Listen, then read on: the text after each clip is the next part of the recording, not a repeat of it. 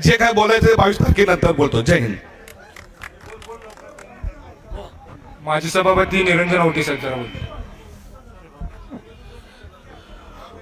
बोला छत्रपती शिवाजी महाराज की जय भवानी. विशाल दादा तुम आगे पढ़ो. बराच वेळ झाला, मी 2च मिनिटात आमच्या मिरजकरांच्या वतीनं बोलतोय. उपस्थित सर्वच व्यासपीठ, आपण ज्यांच्यासाठी इथं जमा झालेला आहोत असे सर्वांचे लाडके विशाल दादा, मी खरं तर आपल्या सगळ्यांना एक सूचित करण्यासाठीच थांबलोय. मी भारतीय जनता पार्टीचा नगरसेवक जरी असलो तरी माझ्या आजोबांपासून स्वर्गीय वसंतदादांचे उपकार आमच्या घराण्यावर आहेत. आणि अशा काळामध्ये जर एखादा युवक त्या घराण्यातला या जिल्ह्याचा विकास करू पाहत असेल, या जिल्ह्यात नवं नेतृत्व निर्माण करू पाहत असेल आणि त्यांना जर एवढ्या आडकाठी लोक घालत असतील तर पक्ष, जात पात, गट तट बाजूला सारून दादा घराण्याच्या पाठीमागे उभा करण्याची आपल्या सगळ्यांची जबाबदारी आज आहे. आज खरं तर हे सगळं माहोल बघितल्यानंतर मी मनापासून स्वर्गीय मदन भाऊंची आम्हाला आठवण होत्या. विशाल दादा, मदन भाऊ जर आज असते तर तुमच्यावर कुरवड्या करणाऱ्या लोकांना सांगलीच्या फंजावरच त्यांचा कार्यक्रम त्या बाबाने केला असता. आणि म्हणून आज जेवढे काही युवक आलेले आहेत, आज मिरज शहराच्या वतीनं आज 20, 21, 23 पैकी 20 नगरसेवक आम्ही आज मोटरसायकलच्या रॅलीने आलो.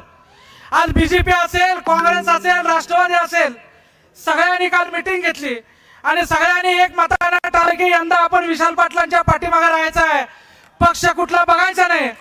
आणि मी तुम्हाला खात्रीनं सांगतो, राहिलेले 2-3 सुद्धा ज्यावेळी तुम्ही अधिकृत मिरजेत प्रचाराला याल त्यावेळी भारतीय जनता पार्टीचे काही आणि काही अजून बाकीचे जे लपून करणार आहेत ती ओपन मध्ये तुमच्या प्रचारात दिसतील.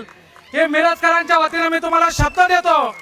आणि आता इथे येणारा युवक विशाल पाटील हे काँग्रेस कडून थांबणार आहेत का, अपक्ष थांबणार आहेत का, हा कुठला डोक्यात विचार नाही. जो राजकीय दृष्ट्या बाजूला आहे त्या युवकाच्या डोक्यात एवढंच आहे की एखादा युवक माणूस या जिल्ह्यात काम करण्यासाठी तडफडतोय आणि त्याच्या आडवा विविध त्या अद्भुत शक्ती येत आहेत. आणि त्यामुळं आजही आम्हाला अनुभव आला. आज आम्ही फक्त काल अर्ध्या तासाचा निरोप दिला की आपल्याला 2 व्हीलर वरून मिरजेला जायचं आहे. त्यावेळी कुठलाही राजकीय संदर्भ नसणारा युवक सकाळी 8 वाजता मिरजेच्या मार्केटात आला आणि त्याने सांगितलं की यावेळी मला विशाल पाटलांना मत द्यायचं आहे. आणि अशीच परिस्थिती सगळीकडे आहे. मी फक्त सगळ्यांना एक विनंती करणार आहे की इथनं या जल्लोषातनं जाताना फक्त आपल्याला आजचा दिवस महत्वाचा नाही आहे, 7 तारखेपर्यंत आपल्याला हा जल्लोष टिकवायचा आहे. आणि गावागावात खेडोपाड्यात आपल्याला एक फक्त करायचं आहे की मताची विभागणी होता कामा नये.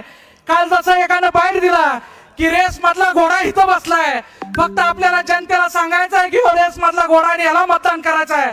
मतं विभागली नाही झाली तर येणाऱ्या 4 तारखेला आपला माणूस खासदार असणार आहे. आणि युवकांना एक नवीन दिशा देण्याचं काम विशालदादांच्या नेतृत्वात होईल. मी जाता जाता मिरजकरांकडून जास्त काही न बोलता विशालदादा एवढंच सांगतो की ज्यावेळी निकाल लागेल प्रत्येक तालुका निश्चित मनापासून प्रयत्न करेल, पण प्रत्येक तालुक्यापेक्षा एक मत चढ हे आमच्या मिरज शहराचा असेल तरच आम्ही तुमच्या विजयाचा गुलाल खेळू.